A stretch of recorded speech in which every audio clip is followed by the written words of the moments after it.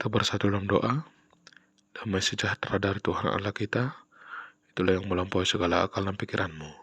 Di dalam Kristus Yesus Tuhan kita. Amin. Salam saudara-saudara yang terkasih dalam nama Tuhan Yesus Kristus.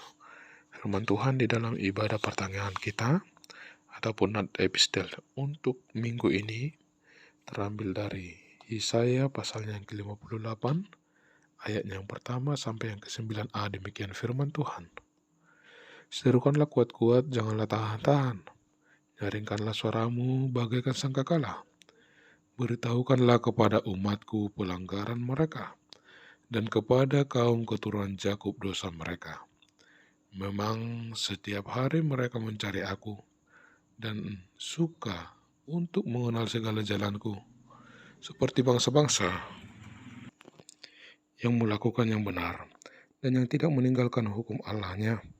Mereka menanyakan aku tentang hukum-hukum yang benar. Mereka suka mendekat, menghadap Allah, tanyanya. Mengapa kami berpuasa dan engkau tidak memperhatikan juga? Mengapa kami merendahkan diri dan engkau tidak mengendahkannya juga? Sesungguhnya pada hari puasamu engkau masih tetap mengurus urusanmu, dan kamu mendesak-desak semua buruhmu. Sesungguhnya kamu berpuasa sambil berbantah dan berkelahi serta memukul dengan tinju dengan tidak semena-mena. Dengan caramu berpuasa seperti sekarang ini, suaramu tidak akan didengar di tempat tinggi.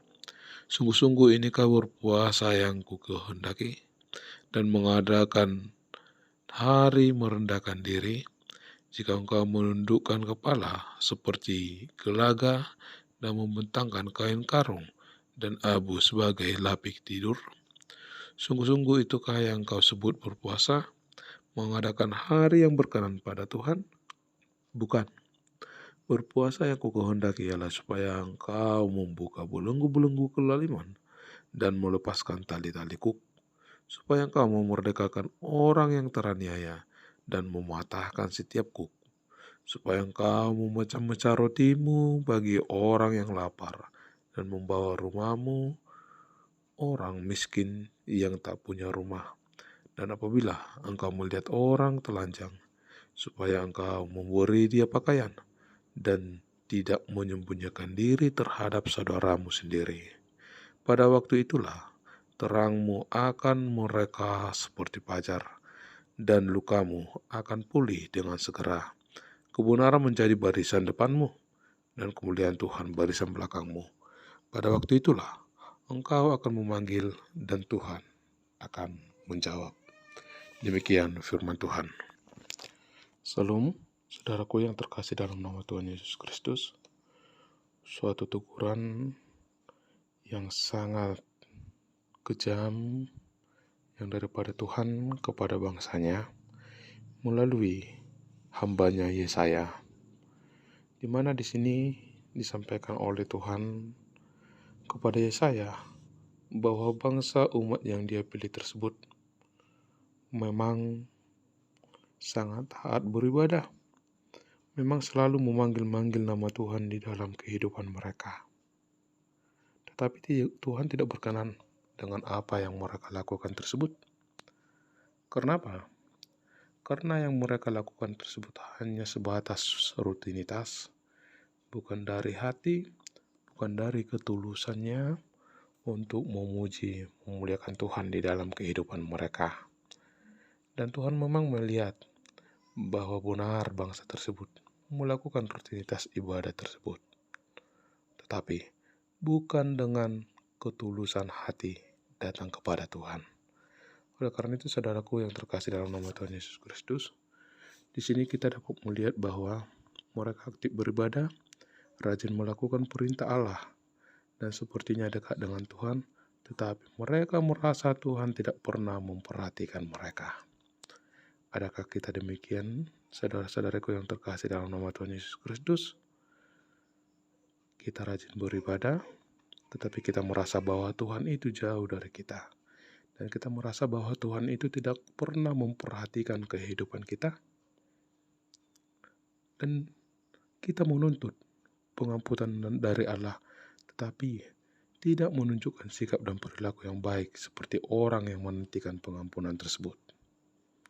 Saudaraku yang terkasih dalam nama Tuhan Yesus Kristus, jikalau saat ini kita sama seperti orang atau bangsa Yahudi tersebut, hendaknya lah pada saat ini mari kita merubah cara beribadah kita kepada Tuhan. Hendaknya lah di dalam setiap ibadahmu, dalam setiap ibadah kita, dan ketika kita memanggil Tuhan, itu memang berasal dari hati yang tulus dan berasal dari ketaatan kita kepada Tuhan. Supaya apa? Supaya ketika kita memanggil, maka Tuhan akan menjawabnya. Sebagaimana bangsa tersebut, Bapak Ibu, saudara-saudara yang terkasih dalam nama Tuhan Yesus Kristus, mempertanyakan kepada Tuhan ketika mereka mengadakan puasa, tetapi Tuhan tidak memperhatikan puasa yang mereka lakukan, tidak mengendahkan puasa yang mereka lakukan. Karena apa? Mereka melakukan puasa tersebut hanya sebatas rutinitas semata, yang dimana mereka melakukan puasa, tetapi mereka juga melakukan kejahatan di balik puasa tersebut. Saudaraku, apa sebenarnya puasa tersebut? Di dalam Perjanjian Lama dapat kita lihat bahwa puasa tersebut yang pertama benar-benar tidak diperbolehkan makan. Sama sekali tidak diperbolehkan makan. Itulah yang dinyatakan dengan puasa.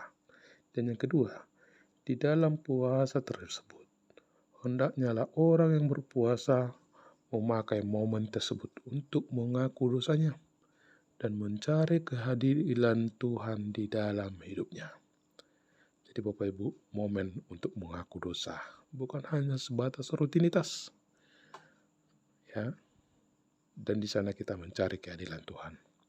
Dan yang ketiga, Bapak Ibu, puasa tersebut sepenuh hati mencari wajah Tuhan, ya, berkain kabung, dan sampai dikatakan di sini duduk di atas abu hanya untuk mencari wajah Tuhan, hanya untuk mencari apa yang Tuhan kehendaki di dalam kehidupan kita yang berpuasa tersebut.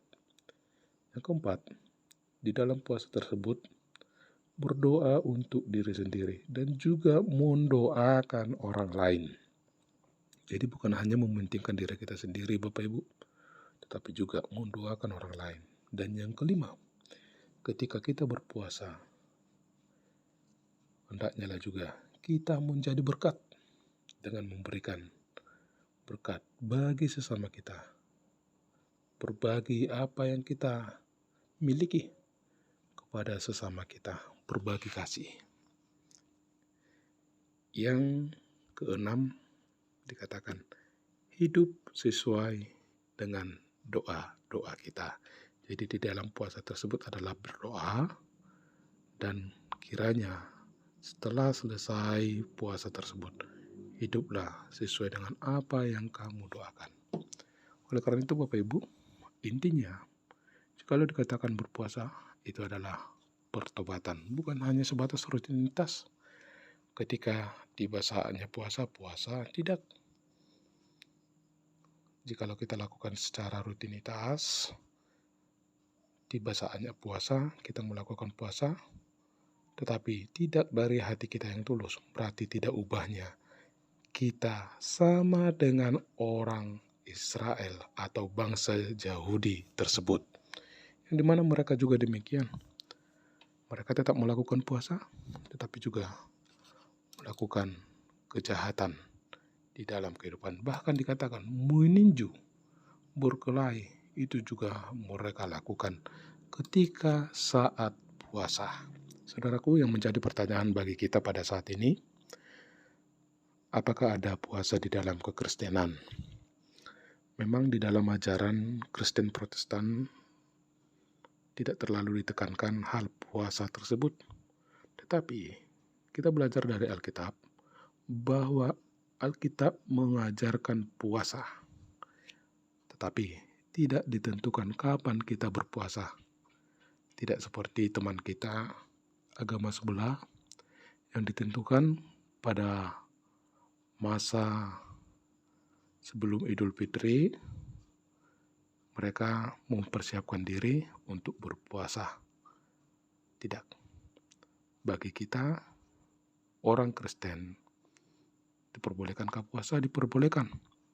Tetapi ketika kita berpuasa, Bapak Ibu ingat, hendaknya lah dari hati kita yang tulus. Dan memang tujuan kita melakukan puasa tersebut untuk pertobatan, untuk mengoreksi diri, untuk mengaku dosa yang selama ini kita lakukan. Ya. Jadi tidak salah orang Kristen melakukan puasa, karena Alkitab juga mengajarkan tentang hal-hal berpuasa. Tapi ingat, ketika melakukan puasa, lakukan dengan tulus hati, lakukan dengan doa dan penyerahan diri sepenuhnya ke dalam tangan pengasihan Tuhan, supaya Dia yang berkehendak di dalam kehidupan kita, dan kehendaknya lah yang jadi di dalam setiap kehidupan kita. Saudaraku yang terkasih dalam nama Tuhan Yesus Kristus, dan dikatakan bahwa berpuasa yang dikehendaki oleh Tuhan, yaitu ketika kita dapat membuka belenggu-belenggu kelaliman dan melepaskan tali-tali kuk, supaya engkau memerdekakan orang yang teraniaya dan mematahkan setiap kuk, supaya engkau memecah-mecah rotimu bagi orang yang lapar dan membawa ke rumahmu orang yang miskin yang tak punya rumah. Dan apabila engkau melihat orang telanjang, supaya engkau memberi dia pakaian dan tidak menyembunyikan diri terhadap saudaramu sendiri. Itu dikatakan di ayat 6 sampai ayat 7 yang sesungguhnya tujuan dari puasa tersebut yang berkenan di hadapan Tuhan adalah tidak menutup diri untuk menjadi berkat di tengah-tengah dunia ini. Bukan karena kita puasa jadi kita malas-malasan, tidak. Tetapi ketika kita berpuasa juga, jadilah berkat di tengah-tengah dunia, jadilah berkat bagi orang lain yang membutuhkan pertolongan. Saudaraku yang terkasih dalam nama Tuhan Yesus Kristus, dalam tradisi tradisional Turki, ada suatu kebiasaan luhur di tengah-tengah masyarakat Turki, yang di mana di dalam masyarakat Turki tersebut, jikalau ada toko roti, biasanya pemilik toko roti tersebut sengaja menggantungkan sebuah keranjang kosong di dalam tokonya. Supaya apa? Apakah tujuan dari keranjang kosong tersebut? Ketika ada seseorang yang membeli roti di toko tersebut, hendaknya lah yang membeli roti tersebut membagi sebagian roti yang telah dia beli tersebut, memotong roti yang dia beli tersebut sebagian, dan meletakkan di dalam keranjang kosong tersebut. Untuk apa? Ketika keranjang kosong tersebut sudah terisi oleh roti, siapapun yang lapar, siapapun yang tidak memiliki uang untuk membeli roti, dapat menikmati roti yang dalam keranjang kosong tersebut. Dalam artian, roti yang dalam keranjang kosong tersebut disediakan bagi orang yang lapar ataupun bagi orang yang membutuhkan roti. Tapi dengan catatan dia tidak memiliki uang untuk membeli roti. Nah, dan dari sana, Bapak Ibu, kelak diharapkan bahwa orang yang lapar tadi, orang yang mengambil roti dari keranjang kosong tadi, ketika dia telah beroleh berkat, ketika dia dapat membeli roti, hendaknya lah juga dia melakukan hal yang demikian. Dia beli roti, dia patahkan, dan dia letakkan kembali di dalam keranjang kosong tersebut. Dan siapapun yang lewat, siapapun yang lapar dapat mengambilnya. Dan tukang toko roti tersebut tidak akan menerima bayaran ketika ada orang yang lapar mengambil roti dari keranjang tersebut. Karena apa? Karena roti yang dalam keranjang tersebut adalah sudah dibayar oleh setiap orang yang telah membeli roti dari tokonya tersebut. Saudaraku yang terkasih dalam nama Tuhan Yesus Kristus, itulah yang merupakan suatu praktik berbagi yang dilakukan di tengah-tengah tradisi tradisional Turki yang menjadi kebiasaan bagi mereka dan mereka lakukan secara turun-temurun. Saudaraku, demikian juga dengan firman Tuhan pada saat ini yang mengajak kita untuk kita mampu berbagi, untuk kita mampu menjadi berkat di tengah-tengah dunia ini. Oleh karena itu, saudaraku yang terkasih dalam nama Tuhan Yesus Kristus, mari sejak pada saat ini kita belajar untuk hidup di dalam kebenaran, hidup sesuai dengan hukum Tuhan. Apakah hukum Tuhan tersebut?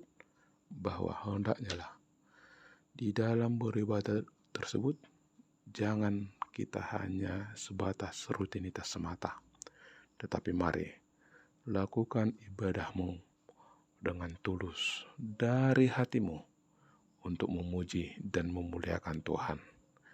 Dan jikalaupun kita melakukan puasa di dalam hidup kita, itu kita pakai untuk pertobatan dalam hidup kita. Dan mari saudaraku, kita berbagi, kita menjadi berkat. Seperti mana Yesus mengatakan, jadilah garam dan terang di tengah-tengah dunia ini. Sebagai orang percaya, sebagai pengikut Kristus, mari kita menjadi garam dan terang, menjadi saluran berkat bagi setiap orang. Terima kasih, Bu. Mari kita bersatu dalam doa. Terima kasih Bapa di surga buat firman kebenaran-Mu yang mengajarkan kami pada saat ini. Untuk kami dapat menjadi berkat di tengah-tengah dunia ini. Dan supaya kami dapat melakukan kebenaran firman-Mu di tengah-tengah dunia ini. Kuatkan kami Bapa di dalam Roh-Mu yang selalu mengajarkan kami untuk dapat melakukan apa yang Tuhan kehendaki. Dalam nama Tuhan Yesus Kristus, kami berdoa dan mengucap syukur. Amin.